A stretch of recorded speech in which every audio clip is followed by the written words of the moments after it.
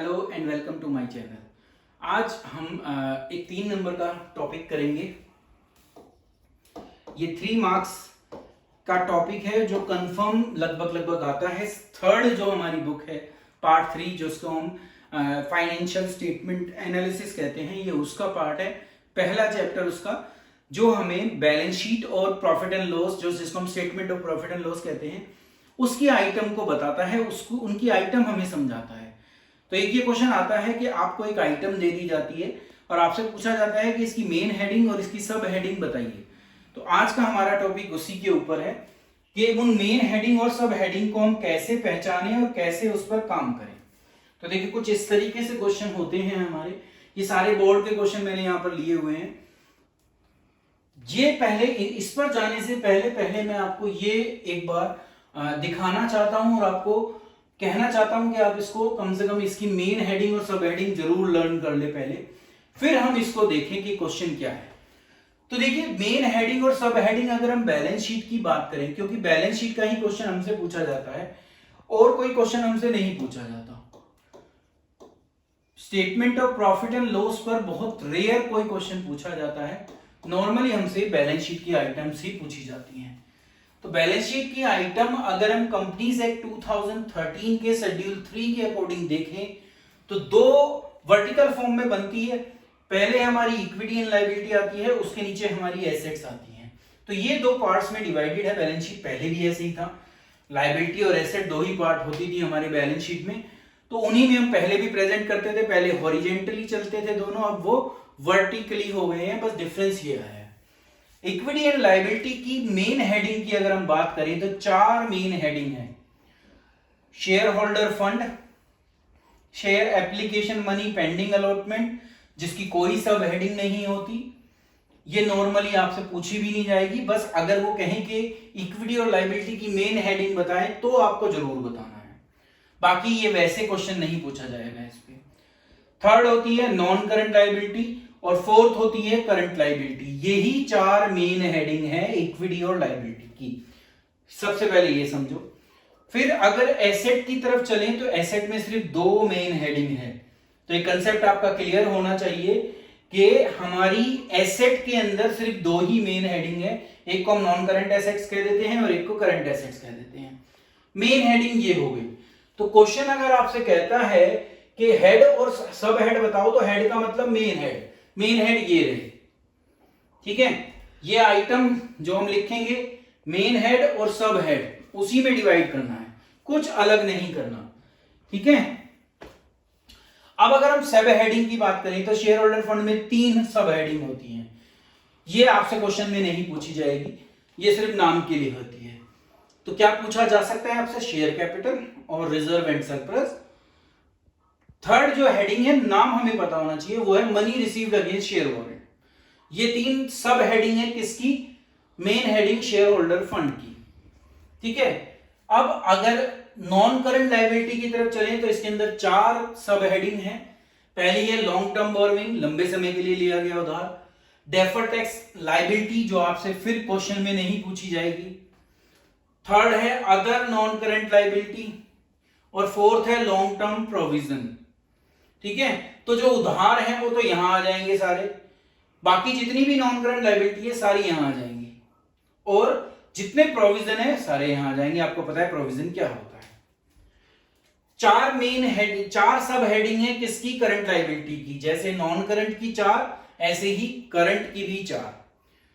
पहली वहां long term borrowing थी तो यहां शॉर्ट टर्म बोरोइंग है। तो जो 12 महीने या एक ऑपरेटिंग साइकिल के बीच की है वो यहां आएगी, जो उससे ऊपर की है वो वहां पहुंच जाएगी। डेफर्ड की जगह ट्रेड पेबल आ जाता है। ट्रेड पेबल आपको पता है बिल्स पेबल और क्रेडिटर 2 ही चीजें आती हैं, उसमें और कोई तीसरी चीज नहीं है। अदर करंट लायबिलिटी, जैसे यहां अदर नॉन करंट थी, यहां अदर करंट लायबिलिटी है। यहां लॉन्ग टर्म प्रोविजन थे, यहां शॉर्ट टर्म प्रोविजन है। करंट और नॉन करंट का डिफरेंस मैंने वीडियो बना रखी है, आप उसमें जाकर आइटम वाइज भी इनको देख सकते हैं। मैंने वहां सारे आइटम्स भी लिए हुए हैं, बट यहां मैं आपको दिखाना चाहता हूं कि आप क्वेश्चन को कैसे सोल्व करें इन चीजों को याद रखकर। नॉन करंट एसेट्स में जाएं तो 5 सब हेडिंग है। 5 में सबसे पहली फिक्स्ड एसेट्स है, जिसके अंदर tangible assets, intangible assets, capital work in progress, intangible asset under development, ये 4 प्रकार की सब हेडिंग की भी सब हेडिंग है। बाकी किसी में सब हेडिंग की सब हेडिंग नहीं है। तो पहली सब हेडिंग फिक्स्ड एसेट्स और उसके अंदर ये 4 सब हेडिंग। दूसरी है नॉन करंट इन्वेस्टमेंट, 12 महीने से ऊपर की कोई इन्वेस्टमेंट। फिर है डेफर्ड टैक्स एसेट, जैसे यहां लायबिलिटी थी यहां एसेट है, ये भी आपसे पेपर में नहीं पूछी जाएगी। फिर है long term loan and advances, 12 महीने या ऑपरेटिंग साइकिल से ऊपर कोई भी उधार आपने एडवांस दे रखा है तो। और फिर है अगर नॉन करंट एसेट जो ऊपर ना आया हो वो यहां पर आ जाएगा।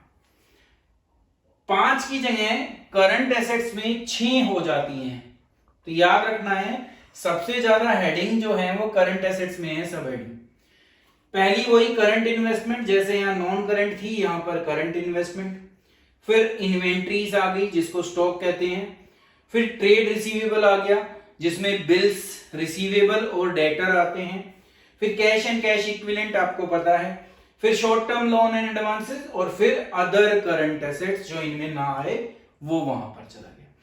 तो ये है हेडिंग्स और सब हेडिंग्स। तो जो भी आंसर हमें यहां देने हैं वो इन्हीं के आधार पर देने हैं। बस अब आइटम के वाइज हमें पहचानना है। जैसे अब सबसे पहली देखी जाए तो ये है कैपिटल एडवांसेस।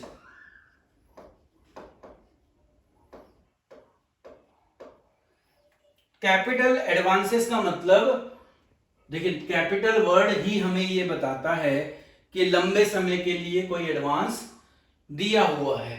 ठीक है, तो कैपिटल एडवांसेस किस में आएगा ये सोचना है यहां पर। तो पहले आप सोचिए उसकी मेन हेडिंग क्या होगी। एडवांस वर्ड अगर आप देखें तो यहां कहीं आपको नहीं मिलेगा, एडवांस सिर्फ आपको यहीं मिलेगा। देखिए ये लिखा हुआ, ठीक है, कैपिटल एडवांसेस हैं, दैट्स मींस लॉन्ग टर्म के लिए एडवांसेस हैं।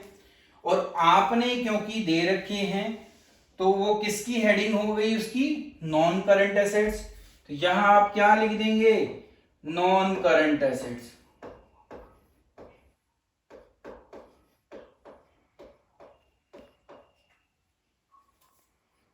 और सब हेडिंग किसके अंदर लिखेंगे, देखिए फिक्स्ड एसेट्स वो नहीं है, नॉन करंट इन्वेस्टमेंट वो नहीं है, ठीक है, तो वो क्या है, long term loan and advances हैं, लंबे समय के लिए दिया गया उधार। तो आप क्या लिखेंगे यहां पर, लॉन्ग टर्म एडवांसेस। तो इस तरीके से आप आइडेंटिफाई करेंगे। दूसरी अगर मैं देखूं तो वो लिखी हुई है interest accrued and due on borrowing, उधार पर इंटरेस्ट अक्रूड भी हो गया है और ड्यू भी हो गया है, बस पे नहीं किया। ठीक है, तो ये तो आपको जल्दी देना पड़ेगा, लंबे समय के लिए आपको छूट नहीं मिल सकती, जल्दी देना है आपको, देना है, ये समझना है। उधार है, उधार पर आपको इंटरेस्ट पे करना है, तो मुझे समझ में आया कि मुझे देना है। अब मुझे लंबे समय में देना है या छोटे समय में, तो पता चलता है छोटे में, तो इसका मतलब क्या हुआ, करंट लायबिलिटी।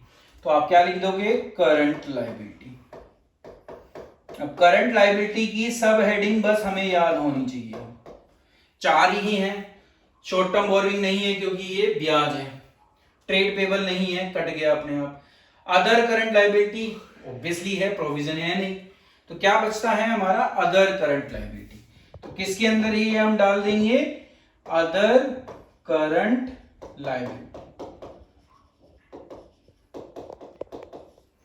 नेक्स्ट अगर चले तो वो लाइसेंसिंग एंड फ्रेंचाइजी है। ये एक ऐसी अधिकार है आपके पास, या एक ऐसी पावर है आपके पास जिसको यूज कर कर आप अपने बिजनेस को या अपने आप प्रॉफिट कमा रहे हो। लाइसेंस मिलना या फ्रेंचाइजी मिलना लंबे समय के लिए मिलती है, सबसे पहले तो ये समझना है, और इसके लिए मुझे पैसे देने पड़ते हैं। ठीक है, तो आप देखोगे तो एक एग्जांपल आपका बनता है कि जो आपकी गुडविल होती है या आपकी पेटेंट राइट होती है, उसके लिए आप क्या करते हो, फी पे करते हो, और वो फी पे करने से आपको एक अधिकार मिल जाता है कि इस चीज का जो एक मतलब कि मेरा जो यूज है उसकी एक अथॉरिटी मिल जाती है कि इसको सिर्फ मैं ही यूज कर सकता हूं, उसको कहते हैं पेटेंट राइट। तो उसकी एक तरीके से सोल यूजेबल राइट जो होती है वो मेरे पास आ जाती है। ऐसे ही हो रहा है लाइसेंस और फ्रेंचाइजी में, लंबे समय के लिए दिया जा रहा है। ये नाम मैंने इसलिए लिखे क्योंकि इनके नाम से लिखने से आपको ये पता चल जाएगा कि ये एक एसेट है। अब एसेट है तो कहां जाएगी, देखिए यहां जाएगी। एसेट भी कैसी है आप देखोगे तो इंटेंजिबल एसेट है। कौन सी एसेट है, इंटेंजिबल एसेट। तो एक तो ये नॉन करंट एसेट्स हो गई, क्योंकि आपको एक ऐसी राइट मिली है जो आप 3 साल 5 साल यूज करेंगे, मतलब कि ये तो पक्की बात हो गई कि 12 महीने से ऊपर है तो करंट नहीं है, नॉन करंट है। दूसरा, ये दिखती नहीं है। फ्रेंचाइजी और लाइसेंस के जो पैसे आपने दिए हैं वो आप यूज करोगे इसका बेनिफिट, पर उसको देख और छू नहीं सकते। तो ये एक ऐसी इंटेंजिबल एसेट है, या पहले हम इसको लिखेंगे फिक्स्ड एसेट्स, क्योंकि ये किसका पार्ट होती है, सब हेडिंग में फिक्स्ड एसेट्स। और फिर इसका भी क्या पार्ट है, ये इंटेंजिबल एसेट। तो आप इस तरीके से सब हेडिंग भी दिखा सकते हैं, कोई दिक्कत नहीं होगी आपको, ठीक है। तो लाइसेंसिंग और फ्रेंचाइजी को आपको याद रखना है कि ये एक नॉन करंट एसेट्स है और उसमें भी फिक्स्ड एसेट्स है सब हेडिंग में, और सब हेडिंग की भी सब हेडिंग है इंटेंजिबल एसेट। नेक्स्ट एग्जांपल पर चलें तो हमें जनरल रिजर्व मिलता है, जिसके नाम के पीछे ही रिजर्व आ जाए वो अपने आप ही कहां पहुंच जाएगा, रिजर्व एंड सरप्लस में। तो मेन हेडिंग क्या है, share holder fund,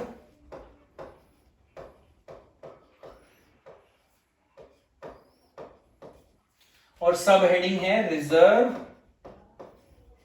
and surplus. किसकी है ये, जनरल रिजर्व।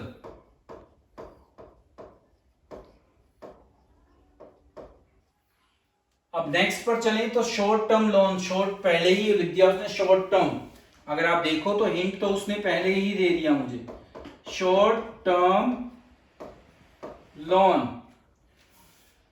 ये आ रहा देखो शॉर्ट टर्म बोरोविंग, उधार ले रखा है आपने, बोरोविंग है, तो किसकी मेन हेडिंग में है, करंट लायबिलिटी के। तो आप यहां पर करंट लायबिलिटी लिख देंगे और यहां लिख देंगे short term borrowing.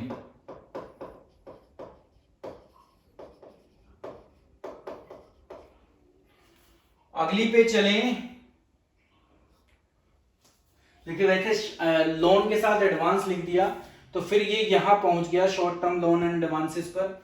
Advance word से पता चलता है कि वो एक एसेट है, सिर्फ लोन लिखा होता तो वो बोरोविंग होती। तो अब ये करंट लायबिलिटी की जगह क्या हो जाएगी, करंट एसेट हो जाएगी,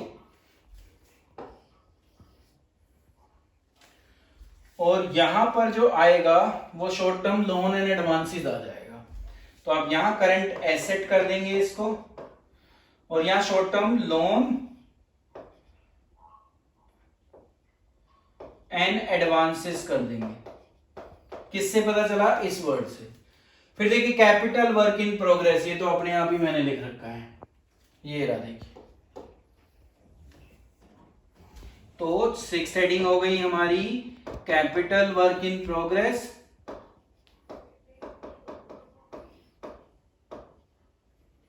आप देखोगे तो मेन हेडिंग इसकी नॉन करंट एसेट्स है, फिक्स्ड एसेट्स है, और फिर उसके अंदर आता है तो नॉन करंट एसेट्स लिखेंगे हम मेन हेडिंग में,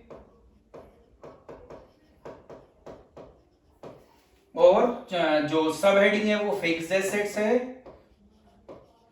और इसकी भी अगर सब हेडिंग जाए तो वो कैपिटल वर्क इन प्रोग्रेस है।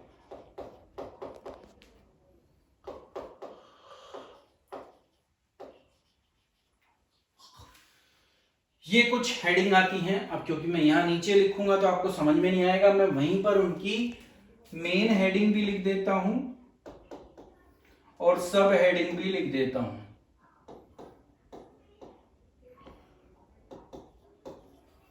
तो देखिए कॉल इन एरियर्स आपको देना है। ओ, कॉल इन एरियर अभी देखा था आपने, बैलेंस शीट में मिलता है आपको हमेशा, किस में मिलेगा, शेयर होल्डर फंड में, और शेयर होल्डर फंड के भी किसके पार्ट में मिलेगा, शेयर कैपिटल के। तो मेन हेडिंग है इसकी शेयर होल्डर फंड। ये वो पैसा है जो अभी आपको मिला नहीं है। किस पर नहीं मिला, शेयर कैपिटल के ऊपर। कॉल इन एडवांस, लगता है ऐसा ही है कि ये भी कहां जाना चाहिए, शेयर होल्डर फंड, पर ऐसा नहीं होता। ये आपकी लायबिलिटी बन गई है। समय से पहले पैसा मिलना आपकी लायबिलिटी होती है। ये अदर करंट लायबिलिटी में जाएगा और करंट लायबिलिटी इसकी मेन हेडिंग होगी। यहां मैं लिखूंगा करंट लायबिलिटी और यहां मैं लिखूंगा अदर करंट लायबिलिटी।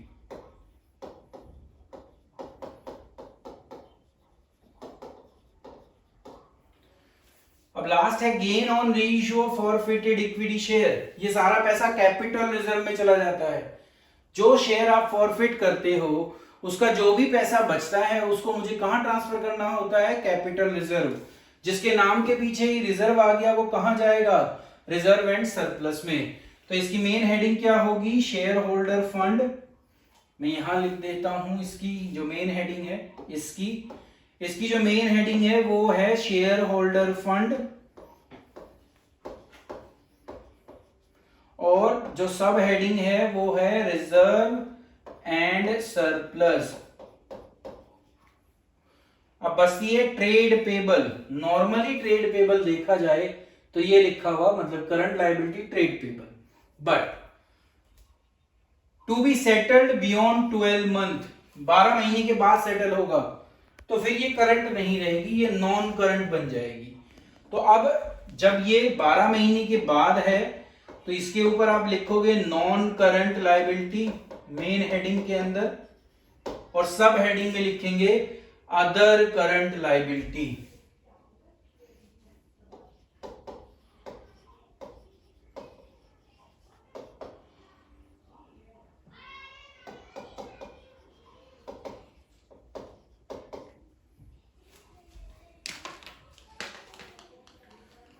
तो ये हेडिंग थी।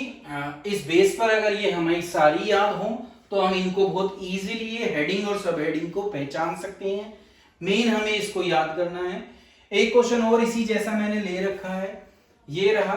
इस बेस पर भी हम जो हैं अपनी हेडिंग और सब हेडिंग ही बता सकते हैं।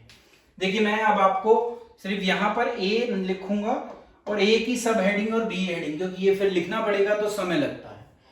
देखिए जिसके पीछे रिजर्व वर्ड यूज हो जाए इसका मतलब वो शेयर होल्डर फंड में जाएगा और रिजर्व एंड सरप्लस में जाएगा।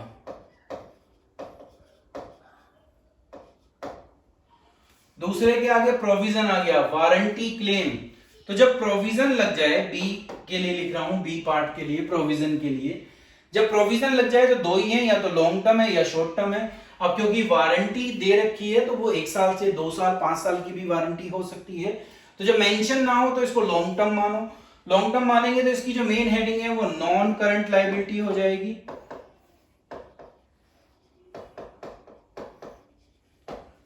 और सब हेडिंग हो जाएगी लॉन्ग टर्म प्रोविजन।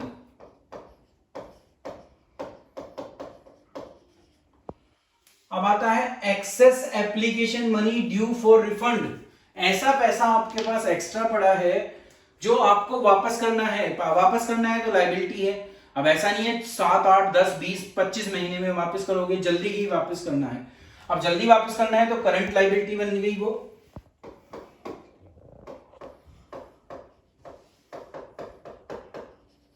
और करंट लायबिलिटी में कौन सी है फिर, अदर करंट लायबिलिटी।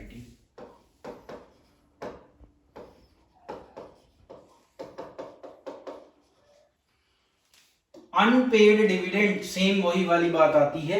डिविडेंड है जो अभी तक पे नहीं किया, तो ये कंफर्म हुआ कि आपको वो डिविडेंड पे करना है, और वो भी जल्दी पे करना है, क्योंकि विद इन 30 डे पे करना होता है। तो इसका मतलब वो भी क्या है, करंट लायबिलिटी है और अदर करंट लायबिलिटी में ही आएगा। ठीक है। नेक्स्ट आता है हमारा बॉन्ड। बॉन्ड अगर देखें तो वो नॉन करंट लायबिलिटी की बोरविंग का पार्ट होता है। मेरी उस वीडियो में ये मेंशन भी है। तो बॉन्ड जो है वो नॉन करंट लायबिलिटी का पार्ट है, और उसमें भी लॉन्ग टर्म बोरोइंग का।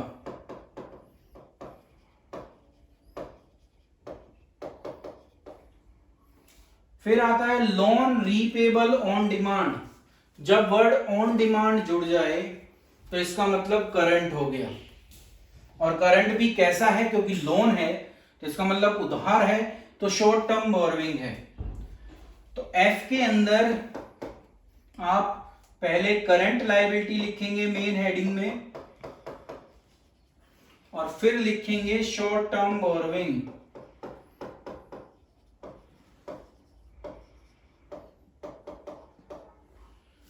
अब जी पर चलते हैं। यह है interest accrued but not due. Same बात है, जी में भी पैसा देना है, अभी तक आपने उधार पर पैसा नहीं दिया, पर यह पक्की बात है कि आप जल्दी से जल्दी दोगे। तो ये भी आपकी करंट लायबिलिटी है, और ये भी आपका नहीं, ये अदर करंट लायबिलिटी में जाएगा, बस ये बोरोइंग नहीं है। तो यहां आप अदर करंट लायबिलिटी यूज करेंगे। एच आता है रिजर्व। जहां रिजर्व नाम जुड़ जाए तो आपको पता चल जाएगा कि ये आपको शेयर होल्डर फंड में लिखना है,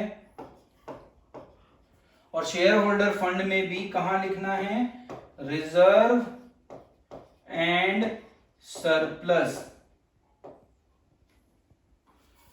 next, advances received from customer. आपको पैसा मिला है कस्टमर से, बहुत लंबे समय के लिए नहीं मिला होगा, ये कंफर्म है, तो है तो करंट एसेट्स, ठीक है। नहीं, अब क्योंकि आपको मिला है, आपको लाइफ की लायबिलिटी बनती है, तो है तो करंट लायबिलिटी, और कौन सी है, अदर करंट लायबिलिटी। तो आप आई के अंदर, मतलब कि एडवांस रिसीव्ड फ्रॉम कस्टमर के अंदर करंट लायबिलिटी में शो करेंगे उसको, पैसा आपको मिल चुका है, सेवाएं आपको देनी है, तो आपकी करंट लायबिलिटी है, और अदर करंट लायबिलिटी है।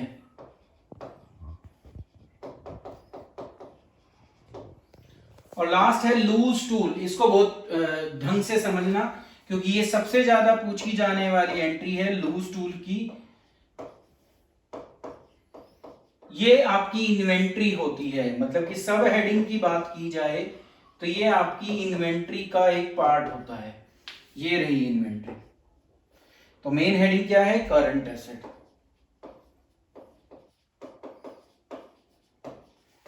तो ये 20 आइटम आपके सामने आज मैंने ली थी, जिनके थ्रू आप ये समझ पाए कि आप 3 नंबर को कैसे अपने कंफर्म कर सकते हैं। ज्यादातर आइटम हमारे बोर्ड में पूछी जा चुकी हैं। एक दो वीडियो के साथ आप इसको और इस कंसेप्ट को और क्लियर कर लेंगे।